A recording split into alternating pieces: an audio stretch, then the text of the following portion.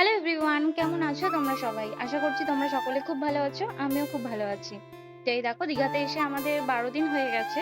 তো এবার আমাদের বাড়ি যাওয়ার পালা। মানে এখনো ৩-৪ দিন আছি, এক্সাক্ট ডেট ঠিক হয়নি কবে বাড়ি যাব, কিন্তু কয়েকদিনের মধ্যেই চলে যাব। তো তাই জন্য ভাবলাম যে টুকটুক করে সবার জন্য কেনাকাটা করে রাখি। কারণ বিয়ের পরে যখন এসেছিলাম আমি, মানে আমার শাশুড়ি মায়ের সাথে এসেছিলাম, সাথে আমার মাসি শাশুড়ি, ননদ, মামি শাশুড়ি এরাও এসেছিল। তো তখন আমার মামাদের হোটেলে ছিলাম। আর তোমাদের দাদা ভাইয়ের সাথেও যখন বিয়ের পরে এসেছিলাম, তখন আমরা ৫-৬ দিন মতো ছিলাম, তখন আমার মামাদের হোটেলেই ছিলাম। তো তখন সেভাবে যেহেতু নতুন বিয়ে হয়েছিল, কিছুই কেনাকাটা করতে পারিনি। তো এখন ভাবলাম যে বাড়ি চলে যাবো যখন, সবার জন্য কিছু কেনাকাটা করে নিয়ে যাই।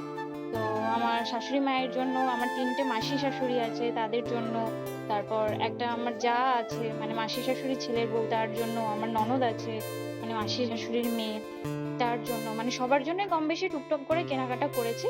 তো তার মধ্যে আমার জন্যও কিনেছি, কোথাও যাব সবার জন্য কিনবো আর আমার নিজের জন্য কিনবো না, সেটা কখনো হয়? মানে কারোর জন্য না কিনি, সবার আগে নিজের জন্য কিনি, এরকম একটা ব্যাপার। বিয়ের আগে ২০১৯-এ একবার দীঘা এসেছিলাম, তখন তোমাদের দাদা ভাইয়ের সাথে আমার রিলেশন ছিল, তো বিয়ে হয়নি। তো তখন আমার শ্বশুর বাড়ি থেকে সবাই জানতো আমাদের রিলেশনের ব্যাপারে, তো বাড়িতে যাওয়া আসা ছিল, মানে আমি ওনাদের বাড়িতে যেতাম। তো তখন দীঘাতে এসেও আমি আমার শাশুড়ি মায়ের জন্য, মাসি শাশুড়ি মায়ের জন্য ব্যাগ কিনে নিয়ে গেছিলাম।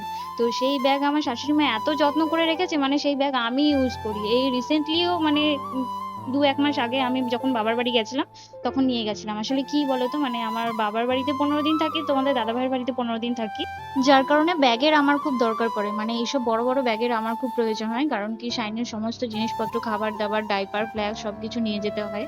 তো ব্যাগগুলো কেমন হয়েছে তোমরা আমাকে কমেন্টে জানিও।